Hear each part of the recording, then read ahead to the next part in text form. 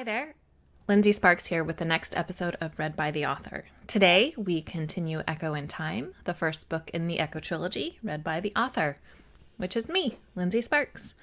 And now, let's return to the story. 10. Asleep and Awake. Marcus lurked in my thoughts throughout my mom's delicious dinner of roast beef and mashed potatoes, as well as our evening screening of a covert ops action flick. Though I had only been out of the apartment for a few hours, the exercise and excitement had exhausted me. From the looks my mom kept flashing me, my weariness was poorly hidden. "Why don't you go to bed, sweetie?" she suggested after she turned off the TV. "You look like you're about to fall asleep, and you'll be more comfy in your room." Stretching on the couch, I yawned. "Good idea." It didn't really matter that it was only 9 o'clock. I gave her a hug, stood, and headed to my room. "Good night, Mom," I said before closing the door. I had just enough energy to wash off the light makeup I had donned for the meeting with Marcus, brush my teeth, and change into flannel pajama pants and a lavender t-shirt displaying a cuddly cartoon version of the UW Husky. I slipped under the covers and fell asleep almost instantly. I was standing in a dark study filled with mahogany tables, built-in bookshelves, and rich leather furniture. I was surrounded by the spicy scent of cigars and cognac, mixed with the musk of aged books. In the soft glow of a Tiffany lamp, a dark-haired man was leaning over a desk, his back to me. I moved closer, suspicion growing with each step. As I rounded the desk, my instinct proved true. Marcus Bahur. His face was taut with concentration as he studied photographs of hieroglyphs. I recognized most of them, but one specific set stood out beyond the others. The lion's head above a half-circle paired with a full circle and 2 vertical parallel lines, one with a flag-like protrusion. It was the same set of symbols that had been evading my deciphering abilities for months. "Makes sense," I mumbled, dismissing the pictures. My brain was just mashing together a bunch of the things that had been occupying my mind lately. Marcus leaned closer to one of the images, his expression changing. 2 fine lines creased the space between his eyebrows, and his lips puckered minutely. For a moment, all I could think about was how much I wanted to truly know the mesmerizing man sitting before me, the same man who was handing me the career opportunity of a lifetime. Without preamble, the scene shifted in a dizzying swirl of colors.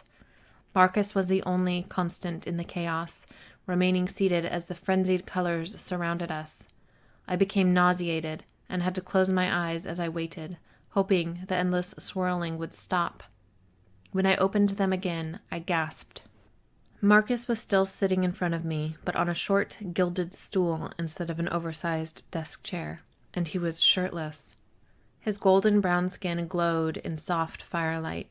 Smooth lines of muscle led from his shoulders down to an intricately woven belt, which was holding up some sort of white linen garment. He stood suddenly, displaying his odd attire. A calf-length skirt. After seconds of confusion, I realized it was the Middle Kingdom royal kilt. I laughed out loud, accepting that my imagination was getting the best of me, combining my new fascination with the professor and all of the recent excitement about the excavation. I took one last, lingering look at the immaculate physique my mind assigned it to Marcus, then closed my eyes for a long moment, willing my consciousness to move on to another dream. Again, when I opened my eyes, the scene around me had transformed. I was in a long, arched stone corridor. Narrow, glassless windows lined the left side, letting in silvery moonlight. I almost screamed when I looked down at the floor. In the square of light coming through the nearest window lay a man, eyes open and sightless. There was a very deep gash cutting across his throat, and blood soaked the front of what could only be called a once pale doublet. I looked up, away, anywhere but at the dead man. My eyes landed on a second body further down the corridor. Then another and another. Shadows and moonlight had tricked my eyes at first, but once I started seeing them, the dead, I couldn't look away. There were so many. 12? More? Behind me, there was a masculine shout, closely followed by a grunt and a loud thump. It sounded like a fight. Is it whoever killed these people? I took several hasty steps in the opposite direction and promptly tripped, sprawling on the uneven stone floor. At first I thought I had caught my toe on one of the stones, but when I looked back, I realized it had been the dead man, the one with a cut throat. "Ah!" I exclaimed, skin crawling.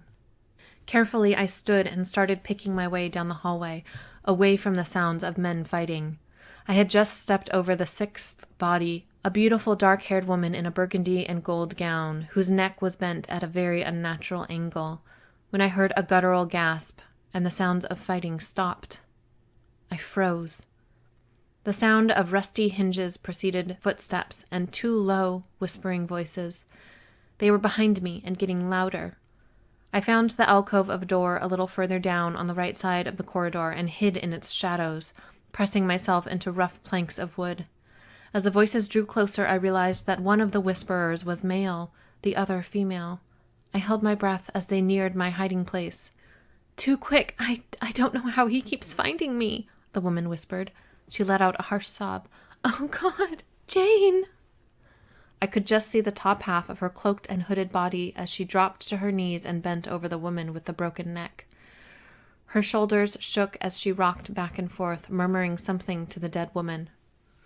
"No, it's his fault, not yours," the man said fiercely, and I suddenly recognized his voice. Marcus. He gripped the woman's shoulders and raised her back up to her feet, then wrapped his arms around her middle, drawing my attention to her swollen belly. She was incredibly pregnant, which was pretty much the only thing I could tell about her under the cloak. She placed her hands over his on her belly and whispered, "I don't know where to go. I thought this would be my last stop, but..." Again her body shook with the strength of her sorrow. "I don't want to leave you again."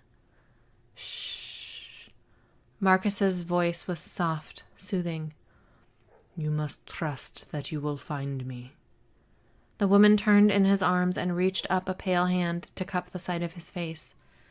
"I will always find you, my falcon, but for now, you must forget."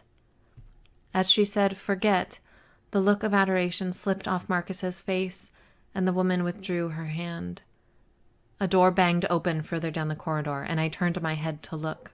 When I glanced back at Marcus and the cloaked woman, she was gone. There was only Marcus and a hallway filled with dead bodies. It was barely 7 in the morning when I woke, well rested from a long night's sleep. I spent a few minutes lazily thinking back on my dreams, unsurprised that nearly all had featured Marcus. He was such a beautiful conundrum. My mind had been bound to latch onto him. Moving on to more practical matters, I stretched, dislodging Thora from her cozy position by my thigh. I had tired too quickly the previous day, and I needed to get back into active scholar mode by Monday, only 2 days away. My worthiness as a team member on Marcus's excavation was at stake. As I rose from bed and readied myself for the day, I set out a plan, fully aware that the first part would be the hardest. I'm still, huffing. "Morning, sweetheart," my mom said when I emerged from my room. She didn't turn away from the stove as I spoke. "Breakfast's just about ready." "Is there coffee?" I asked, giving her a hug from behind. She patted my forearm. "Yep, in the pot." I kissed her cheek and pulled away, saying, "Thanks, Mom. You're the best ever." "Oh, stop it, Lex. You'll make me blush." Smiling, I fixed myself a cup of coffee with milk and sugar and shuffled to the table. "Hold on, sweetie. Come carry these plates over." Acquiescing, I helped my mom load the table with our 4th breakfast of way too much food. I had pretty much accepted that my ability to gauge my own appetite had gone wonky, and I was content to let my mom fatten me up like a Thanksgiving turkey.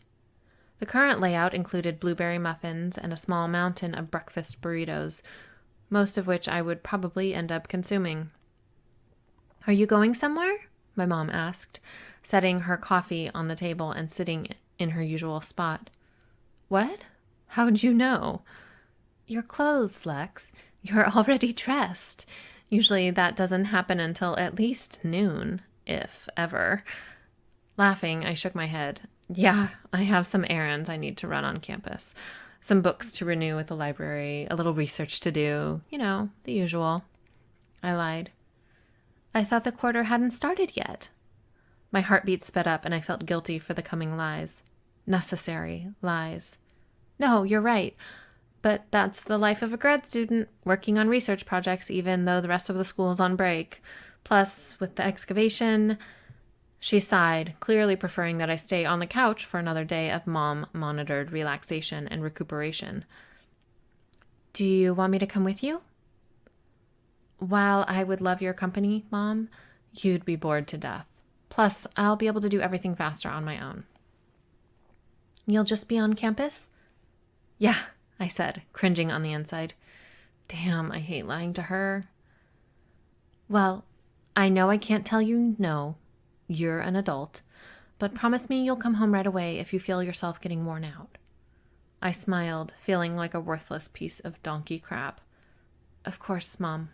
After breakfast, I gathered a few necessary items into my messenger bag, including my wallet and bus pass, a black spiral-bound journal, and my hospital release papers, and then left the apartment. I crossed the street to the Burke-Gilman Trail, which circumscribed the southeast edges of the university, and followed it straight to the hospital at the south end of campus. Dr. Issa owed me some answers. Unfortunately, when I reached the hospital's info desk and asked the stick-thin nurse manning it where I could find Dr. Issa, the results were anticlimactic. Dr. Issa, do you know the doctor's first name? She asked. No. But she was my doctor in ICU last week. The receptionist narrowed her eyes, scrutinizing me. Are you sure you were in ICU last week? Glad I'd come prepared, I pulled the release papers out of my bag and set them on the counter. I was, see? I pointed to the release date just in case she missed it. She turned to her computer screen, her skeletal fingers clacking the keys rhythmically as she searched the database for my records. Ah, yes, I see you're Dr. Issa. What do you need? Barely suppressing my excitement, I said, I need to ask her some questions about some personal medical diagnoses she made. The nurse tapped her keyboard a few more times before responding. Well, she's not here. Your records show you had another doctor assigned to you. He's in the hospital right now. Do you want me to page him? I frowned. No. I really just need to talk to Dr. Issa. Do you know when she'll be working again? The nurse's smile was condescending. I'm sorry, but she's not here anymore. I mean, at the hospital. She no longer works here. Instantly, the hope-filled balloon that had been expanding inside my chest started to deflate as frustration and despair poked little holes in its surface. What about my answers? Trying not to sound too defeated, I thanked the nurse and left through the automatic sliding doors, hurrying to the bus stop. I had one more lead, and I wasn't ready to give up all my hope. Miraculously, one of the many buses heading to Capitol Hill, my current destination, was just opening its doors as I reached the stop. I waited in line behind a bearded man who desperately needed a shower, a tired-looking woman in blue scrubs, and a young punk rocker with spiked electric blue hair, multiple facial piercings, and heavy black eyeliner. Hey, hey, hey! The last smiled at me while nodding to the beat of whatever music blared through his earbuds. I assessed my reflection in one of the bus's windows, wondering what exactly had endeared the young man to me, and found a surprisingly flushed version of myself staring back. The rosiness in my cheeks and lips, paired with my dark mahogany hair and alabaster skin, made me resemble a modern-day Snow White. I hadn't really looked at my reflection in days, and this was a vast improvement from the skeletal stranger I had seen the last time. Smiling slightly, I stepped onto the bus, showed the driver my pass, and found a solitary seat in the middle. Astonishing me further, my eye-catching admirer sat beside me and removed his black and purple earbuds. Hey, he said, his voice unexpectedly deep. Hi? your eyes are really cool. Are they like contacts or something? No. They're just my eyes, I said, confused. He laughed, his smile wide and his pale eyes earnest. He was really quite adorable if I looked past the many holes and markings modifying his appearance. They're practically red, and they're like that naturally. That's way more awesome than contacts. Natural's cool. I nearly snorted, thinking my new friend and natural didn't belong in the same room, or even the same country. I thought back to the reddish tint to my brown eyes I'd noticed several days earlier, and wondered if the red had become even more prominent. Can a person's eye color even change like that? Why hasn't Mom said anything? Yours aren't too bad, I said, wanting to take the attention off myself. They're so pale. He leaned in conspiratorially and whispered, They're fake. Oh, I said, laughing. What's their natural color? Hazel. Boring. I nudged his shoulder with my own. Hazel's not boring, it's multicolored. Besides, I read that it makes people seem more approachable, because hazel's a warm eye color. He barked a laugh. You're funny. I doubt changing my eye color would do much to improve my approachability. He stood and flashed another brilliant smile as the bus slowed to a halt. This is me. See you around, red-eyed girl. Sure. I watched him disembark, his demeanor reverting to the expected, sullen and angry, but I knew better. After 3 more stops, we reached mine at Broadway and Thomas. I pulled the cord and waited for the bus to stop, then exited through the rear door. Emerald City Fertility sat tucked inconspicuously between Harold's Body Art and an adorable Irish pub aptly named The End o' the Rainbow.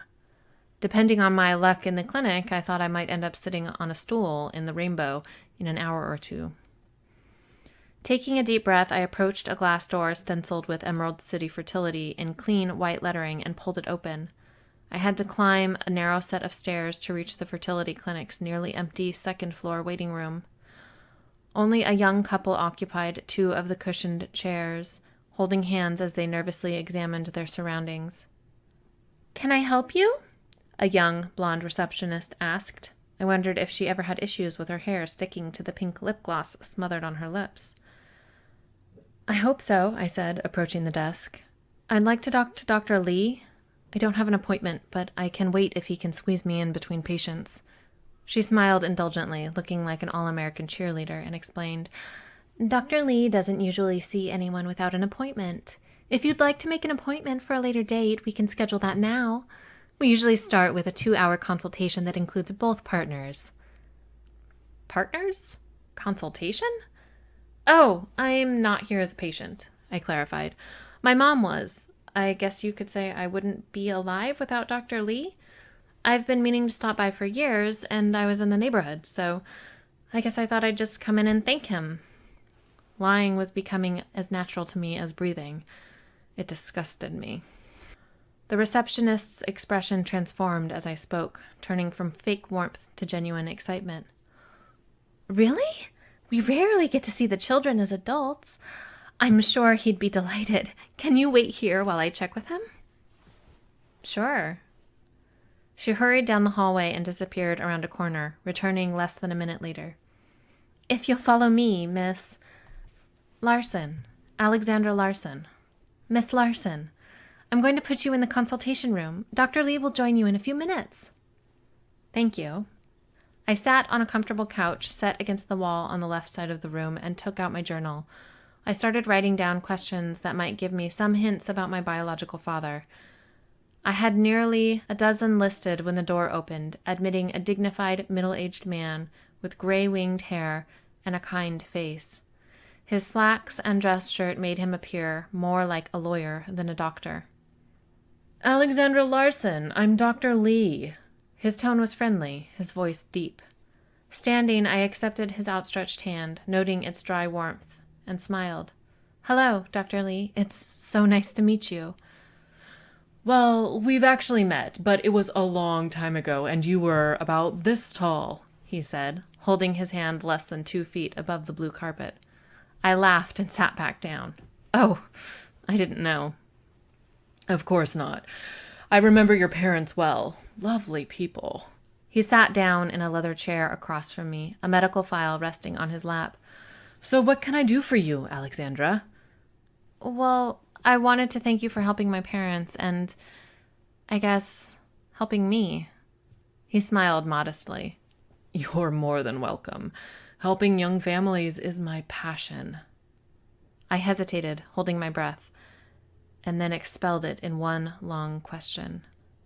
Dr. Lee, is it possible for you to tell me anything about my biological father, even though, there are privacy agreements and whatnot? His smile widened.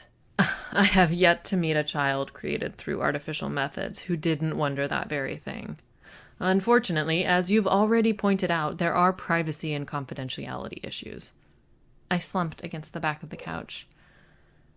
The doctor held up a hand with his index finger extended. However, I can tell you a little bit about him, just not his identifying information. He opened the file and began reading. 25 at the time his sample was collected. He had light brown hair, hazel eyes, and a pale complexion. He was 6 feet tall and had a lean body type. My eyes were wide with surprise at the sudden flow of information, but I still felt unfulfilled. He sounds just like my dad, who I don't resemble at all. Yes, that's the point. We try to match the surrogate with the legal father. I can also tell you... I could hear the doctor's voice continuing on as he further described my supposed biological father's attributes, but I was distracted by a sudden blurring of my vision. The man in that folder is not my father, I thought. I knew it with absolute certainty, like I knew the sound of my mom's voice before she started crying, or the smell in the air before it snowed.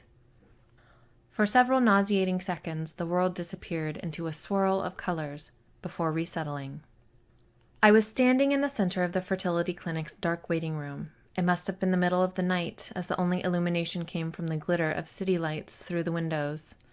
I was pretty sure I was having another one of the weird dreams, but I was also fairly certain that I hadn't fallen asleep. Did I faint? I had no idea what the hell was going on. A click sounded, and the door from the stairs to the clinic creaked open. A tall, sleek man with pale skin and black hair entered the room. I rushed to the receptionist's desk, searching for anything with a date. A calendar taped to a lower cupboard caught my eye. The office staff, bless their little administrative hearts, crossed off the days as they passed. It was almost exactly 9 months before I was born. The intruder headed down the hall to the furthest door. Its polished wooden surface bore a golden placard with Dr. James Lee etched in black. The man entered the office and headed straight for the doctor's desk. Remaining standing, he looked through a short stack of files, pulled one out, opened it, and ran his finger down the top page. Joining him at the desk, I was baffled by his ability to see well enough to read in the darkness. I took out my phone and flashed its light on the file. It was labeled Larson, Alice, my mom's name. I frowned. Having evidently found what he was searching for, the man replaced the folder and snuck out of the room. Following him, I couldn't help but wonder how common alarm systems had been 2.5 decades ago. Obviously, the clinic hadn't been equipped with one. The man approached another door, this one designated laboratory. After he entered, he turned on the lights and headed for 2 glass-doored freezers on the opposite side of the lab. I peeked over his shoulder as he opened one and searched its contents. He removed a small, round glass container and replaced it with an exact replica. On the side, there was a white sticker with FCM 08-12 for Alice Larson, written on it in black permanent marker. I was getting the uncomfortable feeling that the sample-swapping man was my actual biological father.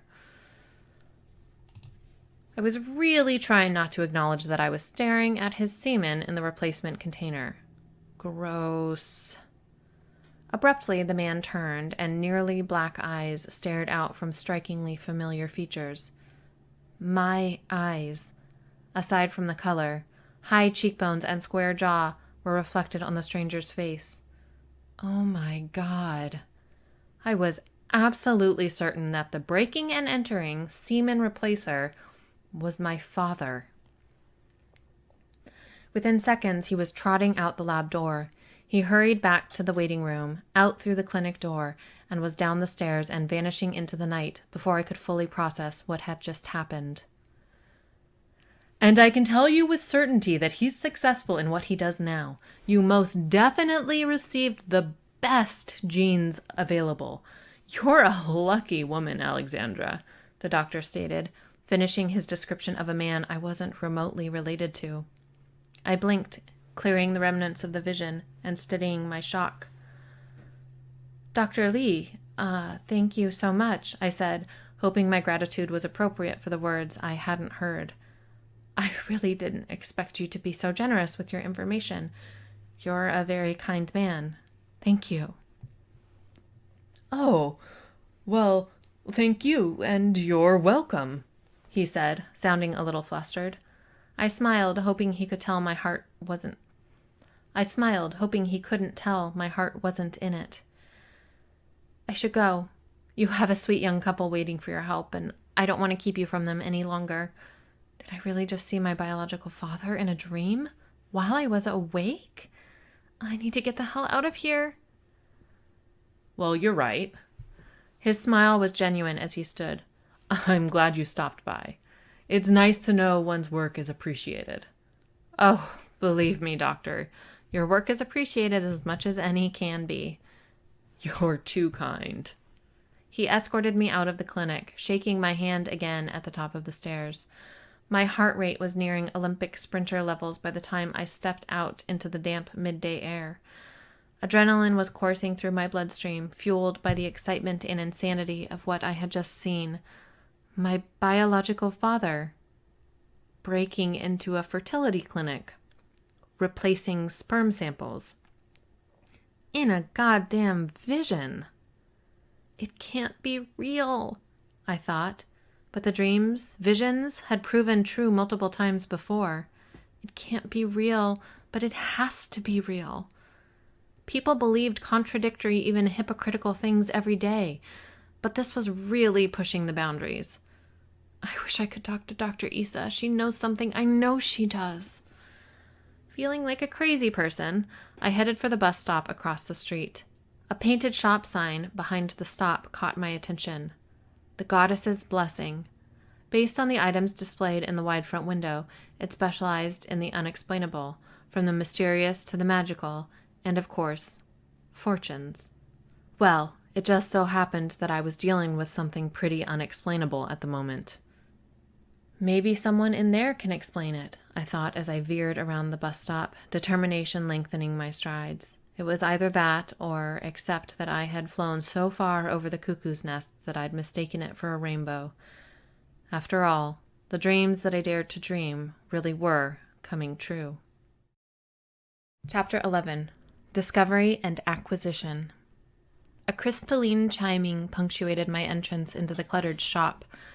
I had been expecting a dark and mysterious space with shadowed nooks overflowing with eerie objects in ancient leather tomes, but I was surprised by its warm, welcoming atmosphere.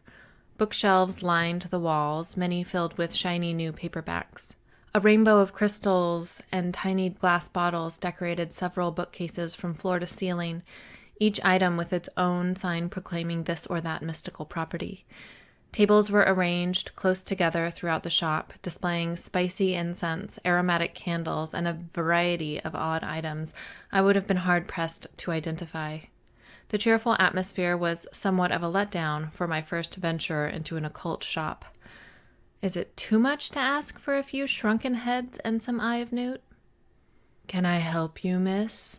a woman asked, her voice husky. I nearly dropped the statuette I had picked up, a beautiful carved representation of Thora's namesake, the powerful Egyptian goddess Hathor. Yes," I said, gently placing the pale, beautiful woman back on her pedestal. "Are you a practitioner?" the shopkeeper asked as I turned to face her. She fit the shop perfectly with her flowy ankle-length skirt, layers of clattering gold bracelets, and wavy black hair that nearly reached her waist. She wasn't overtly attractive, but her curves in all the right places, paired with her rich voice and graceful movements, gave her an air of sensuality and mystery. "Am I a practitioner? Of what? Witchcraft?" Not exactly. I'm here on research for a graduate project. I'm a PhD student in the archaeology department over at the U. She studied me with eyes so dark they were nearly black before saying, "Mostly true, but I don't think you're here for a project." I frowned, wondering how she had guessed that. "Many people come here under the guise of some other purpose," she said, seeming to answer my thoughts. "I'll answer your questions to the best of my ability if you tell me why you're really in my shop." I weighed my options and decided it wouldn't hurt me to divulge my story, or at least some of my story. After all, it was the reason I had entered in the first place. With a heavy sigh, I nodded. "All right," she purred. "Follow me." Swaying, she led me through a curtain of multi-hued glass beads and into a cramped back room that had clearly been decorated with fortune-telling in mind. There was a small, square table of polished oak, several dim antique lamps, and a short bookshelf filled with tarot cards, leather-bound books, and other tools of the trade. A teenage version of the shop owner was sitting at the table, rapt attention on her phone. She cocked her head inquisitively at our arrival, but didn't look up. "Kat, go watch the counter. I have some business with this customer." The teenager, Kat, rolled her eyes before standing and exiting the room with a huff. "Your daughter?" I asked, amused. "Yeah, I love her so much." Sorry. "Do you have children?" I shook my head, surprised by her question. "I'd advise that you spend some time remembering your teenage self before reproducing. If you can't stand the idea of being around that version of yourself for more than a few hours, you're not ready," the shopkeeper replied. "I heard that, Mom," Kat called from the front of the store. My hostess pointedly raised one artful eyebrow. "Please, have a seat." She took her daughter's place while I sat in the wooden chair opposite her. "Thanks for agreeing to speak with me," I said after a long, silent moment. It wasn't much of a conversation starter, but it was the best I could come up with under pressure. With a knowing smile, she said, "I'm sure it will be enlightening for both of us. Now, what brought you here?" I pursed my lips, considering the best way to start. "I guess you could say I'm looking for answers, or an explanation. You see, I've been experiencing something sort of odd." "Odd how?" she asked, resting her clasped hands on the table. "Well, it's these dreams I've been having, except I just had one and I was awake, which doesn't really make sense, does it? And they're not dreams exactly, but more like visions. I mean, some are things I've witnessed in my life, but some things happened before I was born, and this is going to sound totally nuts. Some haven't even happened yet, but they're all real." As I spoke, my companion sat up straighter, evidently intrigued. "What makes you think it's anything beyond an active imagination? What makes it real?" I leaned forward, intent on making the woman, a stranger, believe me. If she believed me without thinking I was crazy, maybe I could too. "Because I know things," I said. "Things I shouldn't know. Things I couldn't know. I dreamed something bad would happen to me, and it happened exactly as I saw it." "If you knew it would happen, why didn't you try to change it?" I laughed bitterly. I thought I was just anxious. It didn't seem possible that I could see the future in my dreams. "You said it's not always a dream, that you've been awake for one of these visions?" "Yeah, just once, about 15 minutes ago." She leaned back in her chair, studying me, her generous lips pressed together in a flat line. After a protracted silence, she asked, "You want to know what's happening to you, correct?" "Yes." Eager, I licked my lips. She knows something. She has to. "I've heard of people with abilities like this. Usually it's genetic." She paused. "Have you spoken with your parents about it?" Frustrated, I shook my head. "My mom doesn't know about any of it. She'd tell me if she did, and I don't know who my father is." Mom! Kat called from the front of the shop. Just a minute, the woman across the table from me yelled. To me, she said, your situation is odd, like you said, but there are others like you out there. It's standard for your kind to learn about such things from their families. I'm amazed you've slipped through the cracks for so long. My kind? What are you talking about?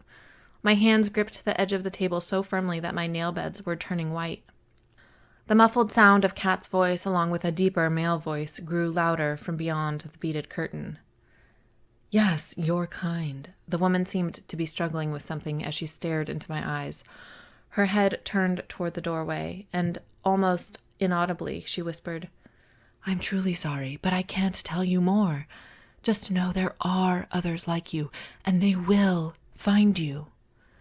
But you... Kat's pleading whine sounded from just outside the back room.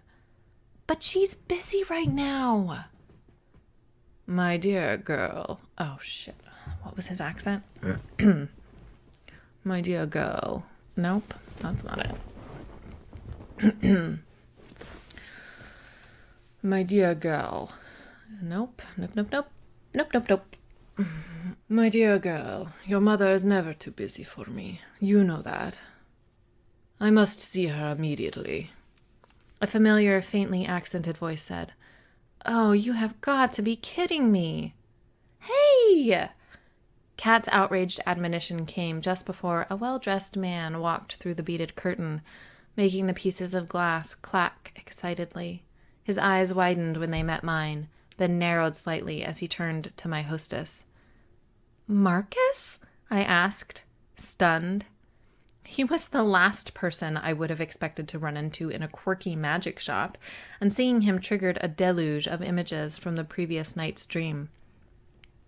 Oh God, those were just dreams, right? I shook my head, suddenly afraid I would start to suspect all of my dreams were visions. I cleared my throat. What are you doing here? Kat and her mother wore identical expressions of surprise. I could ask you the same thing. The corner of Marcus's mouth quirked slightly. Is Genevieve reading your cards, or perhaps your poem? She's earned quite the reputation as a reader of fortunes. She specializes in past lives, you know. Irked that he had avoided my question, I responded in kind. Is that why you're here? Want to peek into a crystal ball? Marcus laughed out loud, finding unexpected humor in the question. No, definitely not. Genevieve here is quite skilled at acquiring certain rare, moderately illicit antiquities. Slowly, I stood and backed into a corner, looking from Marcus to Genevieve and back. You deal in black market artifacts? Both of you? That's... I couldn't finish the statement, my mind reeling at the implications. Over the past 2 millennia, innumerable pieces of archaeological evidence had been destroyed or stolen as a result of the antiquities black market. So much of the ancient world had been lost because of it, because of people like Marcus and Genevieve. I don't think I can do... Marcus strode around the table, stopped an arm's length away from me, and placed his hands on my upper arms. I didn't know when we had become touching friends, and I wasn't sure how I felt about the new development. In his present looming state, I was leaning toward not so great. The memories of Mike attempting to force himself on me were still too fresh. Marcus leaned down so his eyes were closer to my level, and his expression changed from haughtiness to concern. Lex, the black market is a necessary evil. You have to understand that if you want to make it in our field. It already exists, and the only way to save bits and pieces of the artifacts floating around in its torrent is to join in. I promise you, I only rescue artifacts from greedy hands. I never give them any. The intensity of his words chipped away at my anger and fear. And her? I whispered, flicking my eyes to the woman still sitting at the small table. What does she do? He smiled wolfishly, but his tone matched mine in softness. She is like me, rescuing the most important pieces. Shaking his head, he added, The disparity between value and importance has always amused me. What do you... Later. He interrupted and dropped his hands, turning to face Genevieve and Kat. I need to take care of some quick business with Jen. Then I'll explain everything. Genevieve raised her delicate eyebrows. Well, maybe not everything, Marcus corrected, smirking. Unintentionally, I wondered if Marcus and Genevieve were more than business acquaintances. If he felt comfortable enough to barge in on one of her private meetings with a customer and she could ask him a question by simply raising her eyebrows, surely there was something else between them. The thought caused an unexpected vice to squeeze my heart, making it throb with an emotion I wasn't used to. Jealousy. Where did that come from? Looking at the floor, I said, "I'll wait out front," and rushed out of the room. Kat followed me, retreating to a stool behind the checkout counter. As I perused the shop, I could practically feel her laser-like glare piercing my skin. "Something wrong?" I asked pointedly. I found the small, grayish-white Hathor carving again and held it up, examining its exquisite detail. I would have guessed it really was over 4,000 years old, if any Old Kingdom Egyptian alabaster pieces had ever been carved with so much detail. The goddess's lithe, feminine body, carved so she was eternally standing with one foot stepping forward, fit perfectly in the palm of my hand.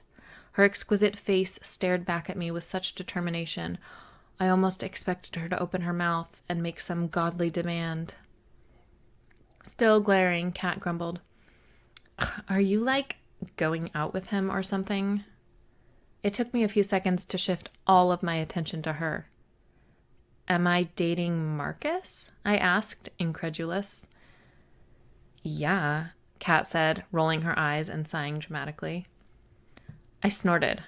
"Definitely not. We work together." "Oh!" She brightened noticeably, straightening from her slouched position. I hesitated, worried I wouldn't be able to conceal my unreasonable jealousy if I asked the question I wanted to ask, but I couldn't resist. "Your mom seems to have a connection with him. Is there something between them?" Giggling, Kat hopped off her stool and skipped around the counter to join me. She was built like her mom, curves everywhere they should be, just not quite so filled out. If it weren't for her outfit, she easily could have passed as an undergrad. As it was, her white neon-splashed t-shirt, black skinny jeans, and bright green chucks placed her in high school, maybe as a junior or senior. Her long, nearly black hair was twisted up into a high, messy bun, and the multiple piercings in her ears were filled with a variety of gemstone studs. "No," she whispered, "but Mom totally wishes there was. I mean, damn, who wouldn't? He's totally the hottest guy I've ever seen. Ever. And it doesn't even matter that he's so old." I laughed. I couldn't help it. There was no way Marcus was beyond his mid-30s, but to a teen, I knew that could seem ancient. "How much is this?" I asked, holding up the carving. I had come to the highly improbable conclusion that the little goddess wasn't a reproduction, but was actually the real deal. What she was doing in the shop on a table of artful junk was beyond me. Kat bit her glossed lip. That's one of the special items. I have to ask my mom." So it really is authentic. I knew it. "Ask me what?" Genevieve asked, her rich voice startling us both as she walked through the beaded curtain and joined us in front of the shop. I was surprised Marcus hadn't followed her out. Maybe he's busy buttoning his pants, I thought snidely, and then I mentally slapped myself. Not mine, off limits, get a goddamn grip. "The cost of this statue," I explained, holding up the small carving for her to see. Genevieve pursed her lips and squinted before coming to a decision. "Take it, no cost." Kat's mouth fell open. "But, Mom..." A firm hand gesture from her mother quieted the teenager. "Consider it an apology gift, since I can't give you the information you seek. It seems to want to be with you anyway. It's fitting." By the time Marcus emerged from the back room, my newly acquired artifact was wrapped in a soft, pale green cloth, fitted into a gift box, and tucked into a small, dark purple bag. "Thank you," I said to Kat and Genevieve, briefly raising the little paper sack. "Of course," the mother replied while her daughter ogled Marcus. He approached me, amusement tugging at the corners of his mouth. "Did you purchase something? Perhaps a good luck charm or a love potion?" "Not exactly," I replied coyly. "I'll show you later. Maybe." My nonchalance was all bluff. There was no way I could withstand bragging about my little Hathor carving, but I could drag it out for a little while. Make him wait. What had been only a hint of a smile turned into a full-blown grin. "Ah, Lex, I am so looking forward to the coming year." I blinked. That most certainly had not been the reaction I had expected. Before I could respond, Marcus turned to Genevieve and her daughter. "A pleasure, as always, Genevieve, Katarina." He gave each a slight nod and placed his hand against the small of my back, ushering me toward the door. Even through my pea coat and sweater, the contact felt extremely intimate. "Goodbye! It was nice to meet you both," I called over my shoulder. "And you," Genevieve said. Oddly, she sounded relieved. Once outside, Marcus and I had to huddle together in the entrance's alcove to avoid the rain. It had been drizzling earlier, but that had turned into a rare winter tempest. "You said you'd tell me more about your forays into the illegal artifact trade," I said loudly, struggling deeper into my scarf. I'm struggling with my scarf here, bro. I'm not wearing a scarf, actually. But Lex is. I said loudly, snuggling deeper into my scarf. Marcus leaned in, negating the need to shout. "Yes, of course, Lex. But not here, unless you prefer huddling together in this godforsaken portion of the city." I wouldn't say I dislike it exactly. "You better not say, 'I'll tell you later,'" I said, deepening my voice and attempting, poorly, to mimic his accent. "You seem like an 'I'll tell you later' kind of guy." He scowled slightly, confirming my suspicion.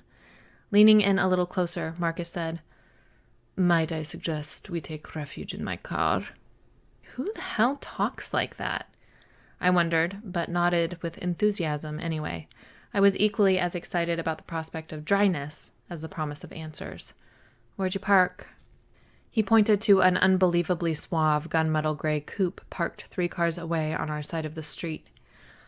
Staring at it, I tried, with all of my mental power, to make the thing turn into something more realistic, like a Toyota or a Ford. "Who the hell are you? James Bond?" Marcus held his arm out toward the car, pressing a button on a tiny remote. "Not quite. Shall we?" The car's lights blinked once, and Marcus strolled into the rain. Based solely on his walk, I would have assumed it was a sunny summer day. I waited until he had almost reached the car, then burst out of hiding and hustled toward its promised dryness. Much to my surprise, Marcus headed straight for the passenger door and held it open for me. "What are you doing? It's pouring. You're getting soaked. Go get in!" I shouted, making a shooing motion as I neared the car. Against my commands, he waited until my soggy self was safely nestled in the dark gray interior. It was the most monochromatic car I had ever seen. From the paint to the leather to the dash, everything was the darkest of grays. Sliding into the driver's side a moment later, Marcus shrugged and smiled knowingly. "It's only a little rain, nothing to get so worked up over. Now, show me what you procured from our mistress witch." Hugging the damp bag against my stomach, I bargained. "Only after you tell me about this black market stuff. I don't want to get involved in anything that'll ruin my career before it even starts." Marcus studied me for a moment, then sighed and settled in his seat, resting the back of his head against the headrest. With closed eyes, he explained, "It's really more of a gray market than black. Many of the participants are trying to help save artifacts that would otherwise be lost to know-nothings or thieves, or that would be destroyed by a lack of proper care, All successful archaeologists have some dealings with the antiquities black market, so you'll need to get over this little moral dilemma of yours. Millions of priceless artifacts are already out there in the hands of people who can harm them. Part of our job is to protect any evidence left from the past, and sometimes that includes searching through illicit streams. He sounded like he was lecturing a dim-witted pupil. And you've never sold any of your findings to the highest illegal bidder? I asked. He scowled, keeping his eyes closed, and I used the moment to study the clean lines of his profile. To my eyes, it was proportioned to masculine perfection, with a strong nose, full lower lip, and broad chin. The contours of his stubbled jaw and prominent cheekbone were emphasized by the slight hollowing of his cheek. There was nothing pretty about him, but rugged or handsome weren't the right words to describe him either. He was striking and sexy as all hell. And off limits, I reminded myself. Without warning, he opened his eyes and turned his face to me, catching me staring. I blushed, hoping the storm's darkness masked my embarrassment. Marcus's eyes, black-rimmed amber, seemed to blaze in the car's dim interior. I could not look away. No, he said. No?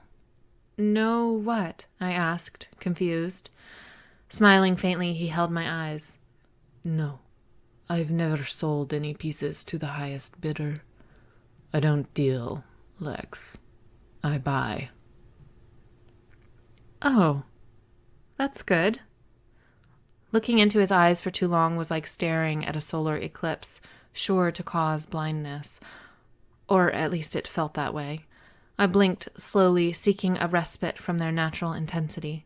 When I fixed my gaze on him again, the corners of his mouth were turned down in the faintest of frowns. For some reason, he was frustrated. I cleared my throat. You said something earlier in the store that I didn't quite understand. What did I say? He asked, the tension in his face easing. You said the difference between value and importance amuses you. What did you mean?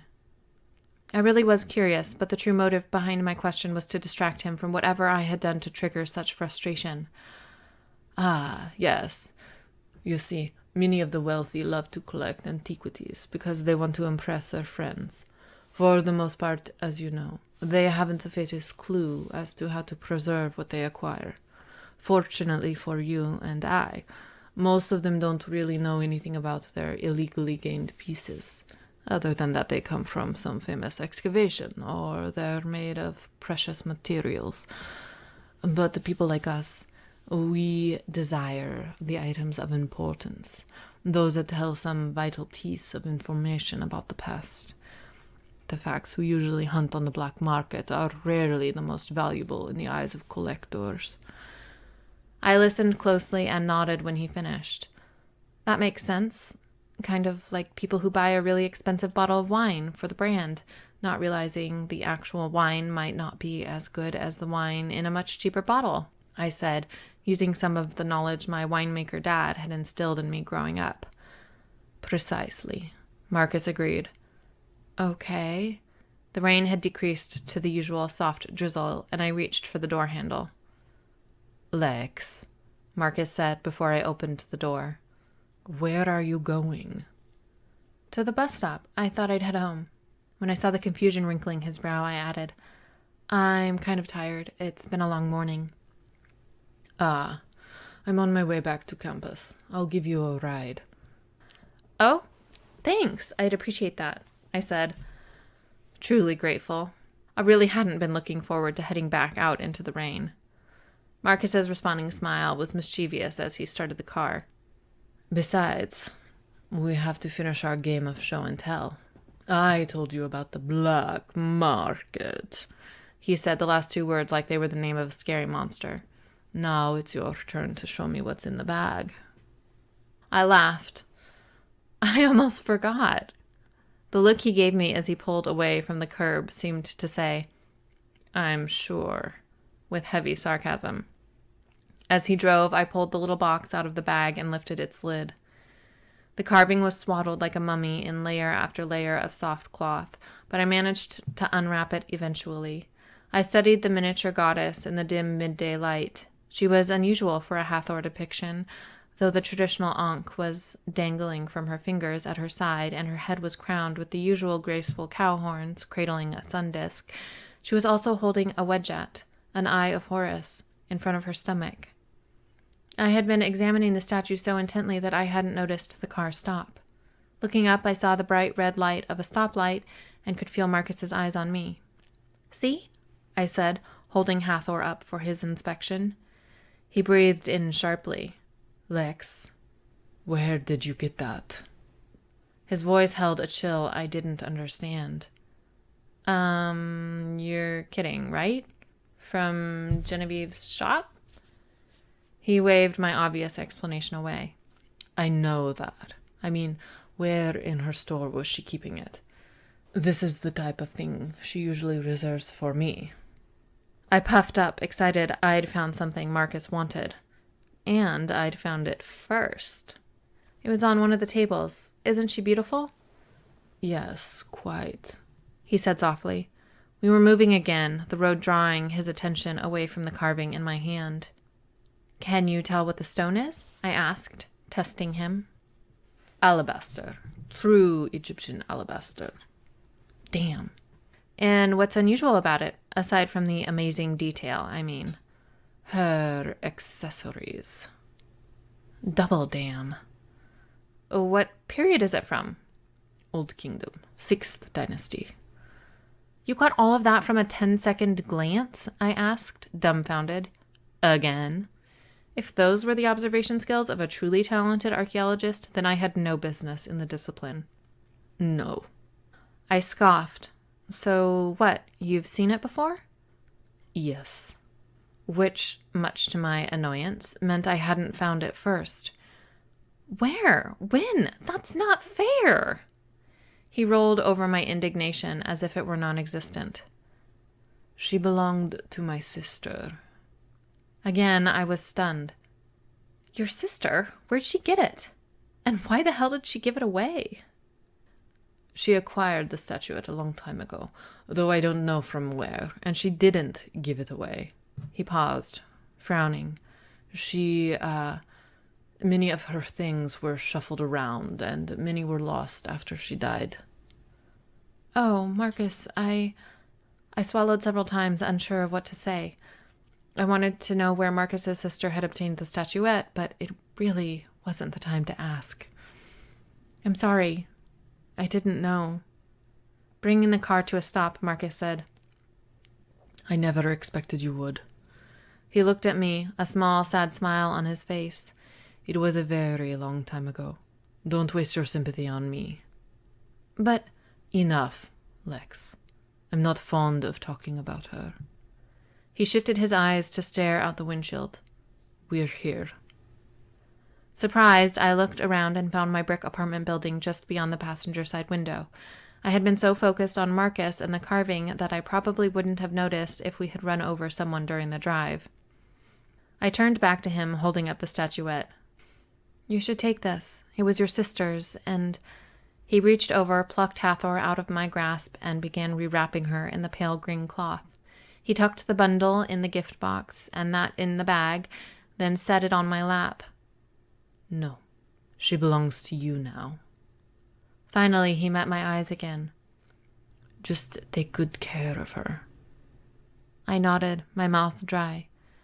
I cleared my throat. Thanks for listening to the Read by the Author podcast.